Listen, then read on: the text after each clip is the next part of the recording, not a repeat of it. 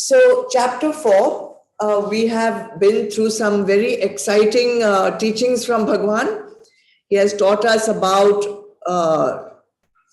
rebirth, the teachings of reincarnation, lots of yagnas, lots of spiritual practices that are recommended for this spiritual journey.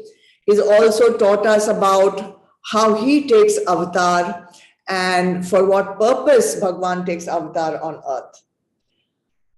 We will be going ahead now with the same topic of yagna. The conclusion of the yagna topic will happen today.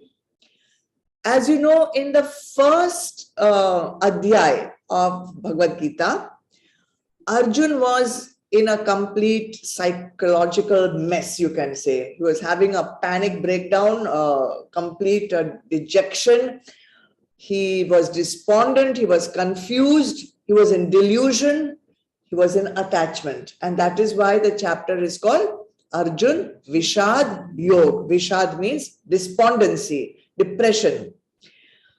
Actually, everything about the Bhagavad Gita is representative of all of us. So Arjun also represents all of us. When we also find ourselves in a confusion, in a dilemma, what to do, we also become like that, despondent. All our energy gets drained out and we cannot use our intellect wisely.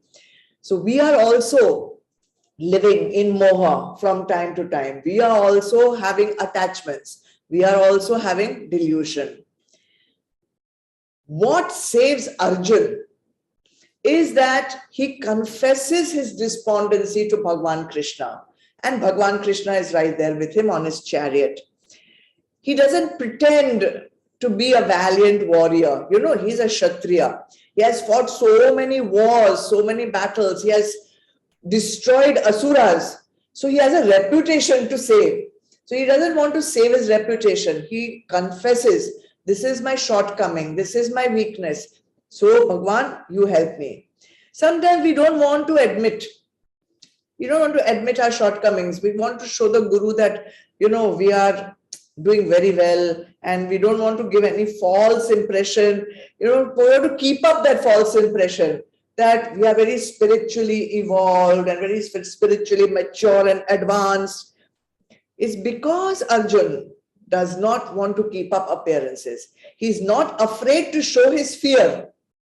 You know, he's not afraid of, you know, hiding his false notions and his moh and his delusion. That is why Bhagwan Krishna shows him the right path. All right. Now, the first shloka, first adhyay is Arjun Vishad Yog. The last adhyay is Moksha Sannyas Yog. So the entire Bhagavad Gita is the journey. From where? From Vishad to Moksha. Okay, so it's beautiful. From Vishad to Moksha, you can say it's from Moha to Moksha. You can say it that way also. Vishad is like Moha. And how is this journey going to be traveled? Through all the yagnas which are coming to us in this fourth chapter. And you know, these yagnas are all in the Vedas. These are only about 10 or no, I think 12 yagnas there were in chapter 4. That's not those are not all the yagnas in the Vedas. Yeah, Vedas have hundreds of more, but these are representative of all the different kinds of yagnas that we can have.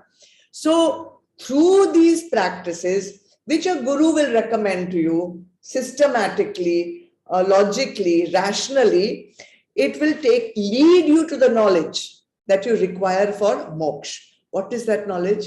Who am I? Who am I? The thing that is closest to us is ourselves. And the irony is that we ourselves don't know who we are. We are living in that moha again of false impression. All right. This knowledge, who am I, is the ultimate knowledge.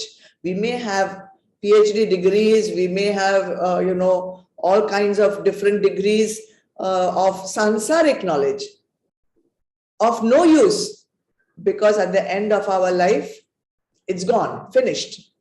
Whereas this knowledge goes with us wherever we have to travel. So what is that main ingredient, you can say? What is the main factor? What is the main cure or the path that will take us from moha to moksha? That is what Bhagavan is going to suggest to us in today's shlokas, okay? So it's a very, very important one shloka though is extremely important, but I would say all of them are really important, because not only they will tell us what is the path, but how to do it also. So it's very interesting. We had stopped last time, I think, at 32, if I'm not mistaken. So let's chant 33, Shlok 33. Shreyan Dravyamaya Dhyagyat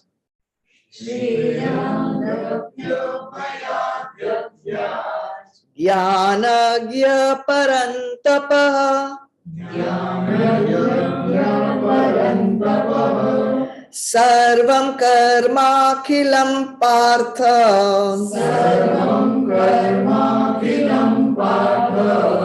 Jnane Parisamapyate.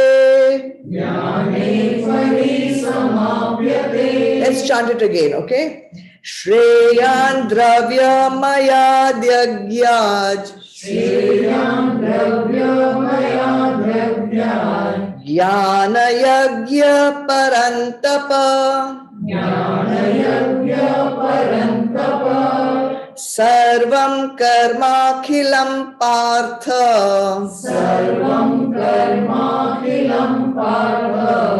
Jnane Parisamapyate.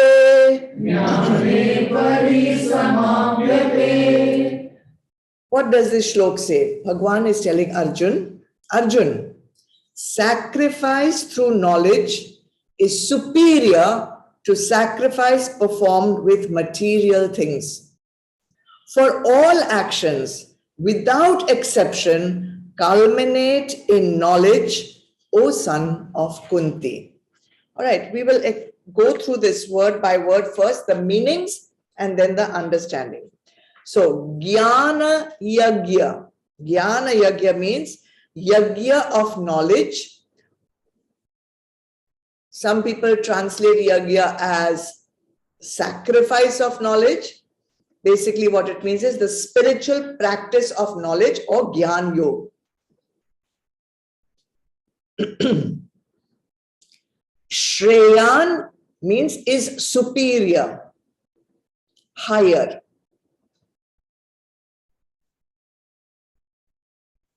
Higher than what?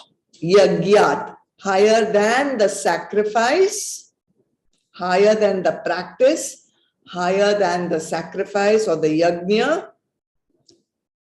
Dravya mayat, of material possessions. Meaning, the spiritual practice of knowledge is higher than the spiritual practice which involves material possessions. Okay? Sarvam, all.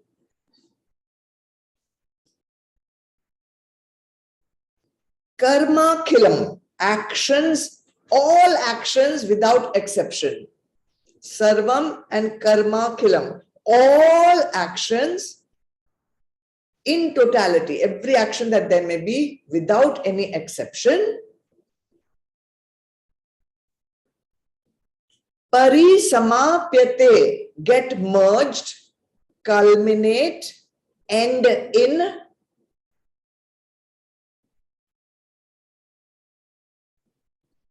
jnane, in knowledge. Everything ends in knowledge. Everything gets merged into knowledge. And then there's a word over there, Partha, which means Arjuna, son of Kunti. Kunti's name was also Pritha. So, after giving 12 yagnas, all which are good yagnas, all good practices, Bhagavan Krishna is declaring in this shlok, the best yagna is knowledge. And it is the final means to liberation, moksha. What is it better than? Dravya mayat, all yagnas which include some material possessions. Sometimes we have to do yagnas. For that, we have to have a havan, we use some money, we have some samagri, we do some dakshina. So many things, specific actions are required, specific samagris are required. And we offer all these things as oblations into the fire, into the ritual. And why do we do all that? Because we want some result. Otherwise, nobody would do it, right? So we want some fruit of the action. So Bhagavan says, from all the spiritual practices which we do for getting fruit of the action, the best one is knowledge. The practice of acquiring knowledge. Other yagnas are also beneficial, for sure. I mean, there's not that if they were not beneficial, the Vedas would not have them. But this one is the final one, and all other yagnas will eventually be stepping stones like to reach that final yagna. So before we can qualify for Gyan Yagya, before we can qualify for getting knowledge, we will have to pass through several stages.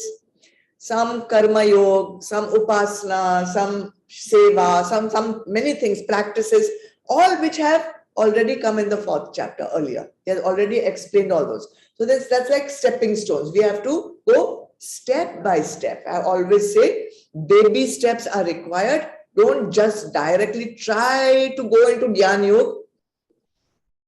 Nothing will go inside. You need to have it cleared, refined, purified, the buddhi. Then you will understand. It will come very easy. You know, even in the evenings when we do our evening satsangs, when we are studying sadhana panchakam.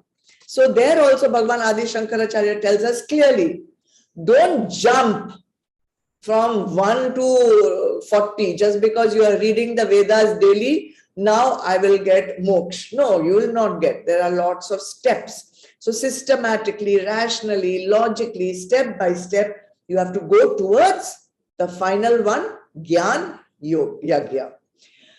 So it's easier, to perform yagnas which require action.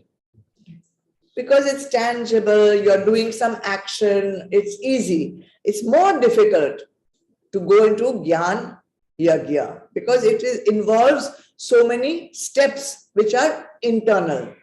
So 3 steps are there in Gyan Yagya. Shravan, you know it, Manan, Nididhyasa, right? You have to go through that. Now what is Shravan? Shravan means hearing, listening to the knowledge. Everyone is listening to the knowledge. What is there? On Zoom, so we are all listening to the knowledge. Then what is happening? How come we have not reached moksha? So Bhagavan says, Shravan doesn't mean just listening, because you could be listening to the birds chanting.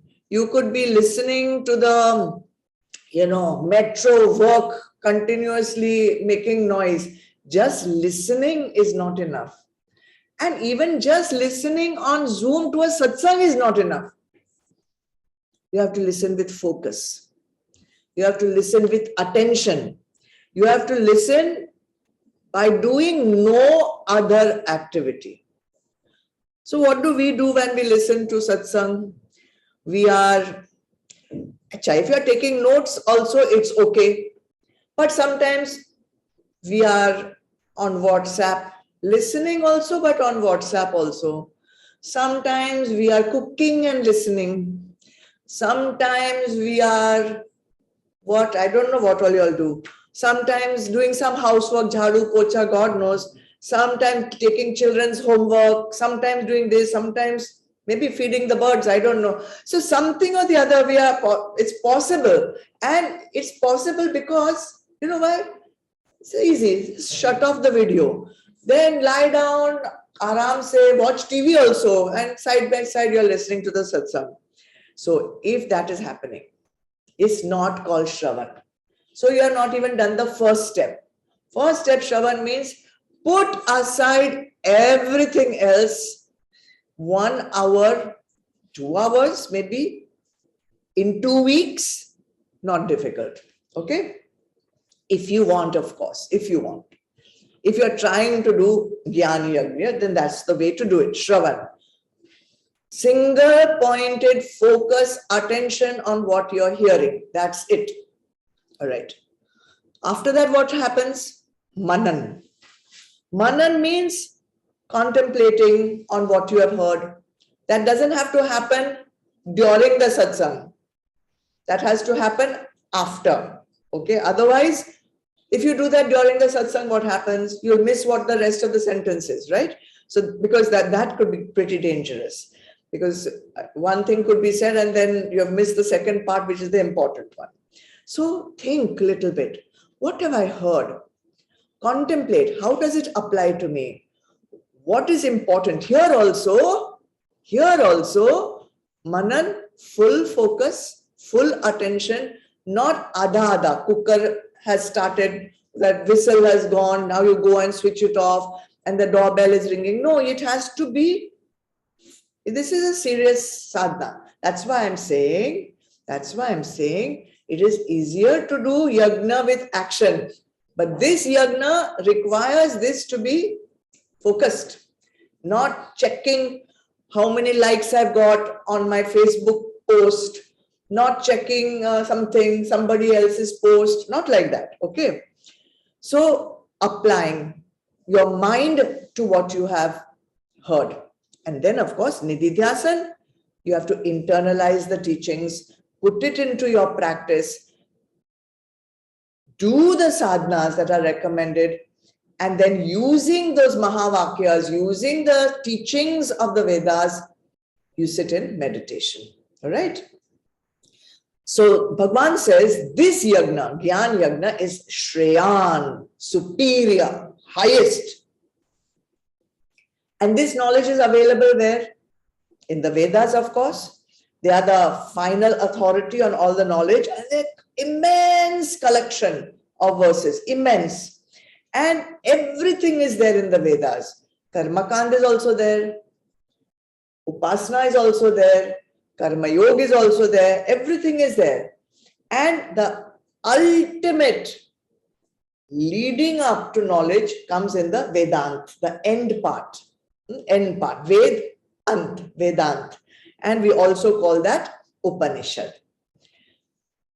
The essence of all the knowledge in this entire Vedas, in this entire Upanishads, there are about 108 Upanishads. How many Upanishads are you going to read? How many, different texts are you going to study? So beautiful that all this knowledge is there in our beautiful Bhagavad Gita. So it's an essence, it's condensed, everything. You don't need anything more.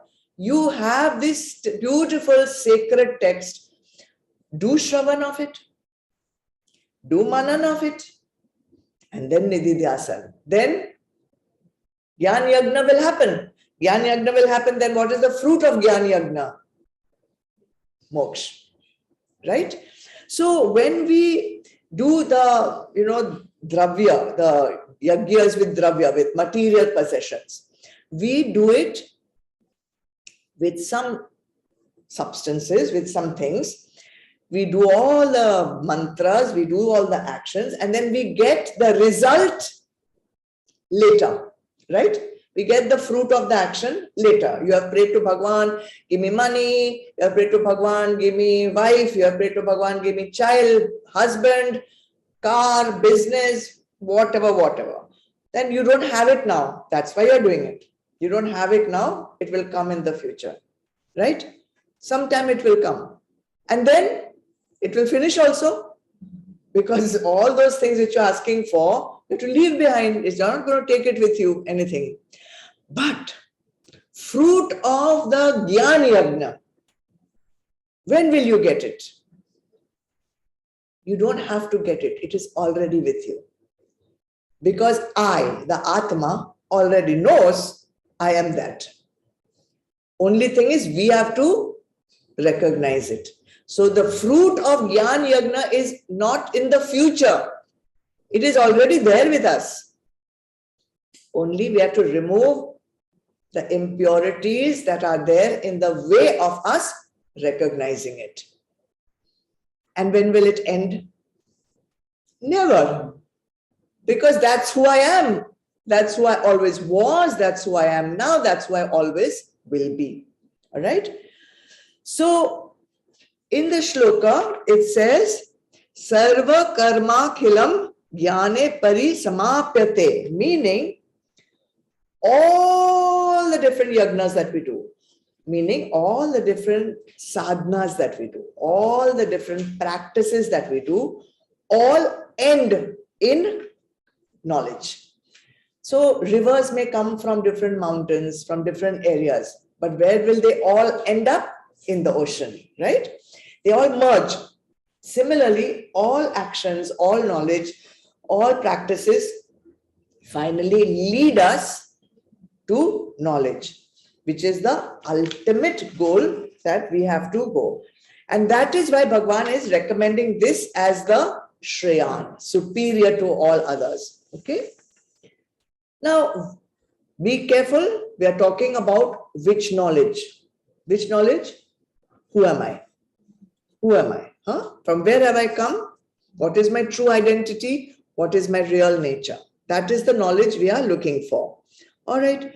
So there's a nice thing which you can remember. Jnanam eva moksha karanam. The knowledge alone is the cause of liberation. All other sadhanas, all other practices lead us to Jnanam. So, Jnanam eva moksha karanam. The cause, the ultimate cause of liberation is knowledge. You may spend your whole life doing many other good practices, but if that knowledge doesn't happen, direct experience, then liberation will not happen in that lifetime. You will need to come once more, maybe one little push, knowledge, and then moksha. Okay? So, Bhagavan also calls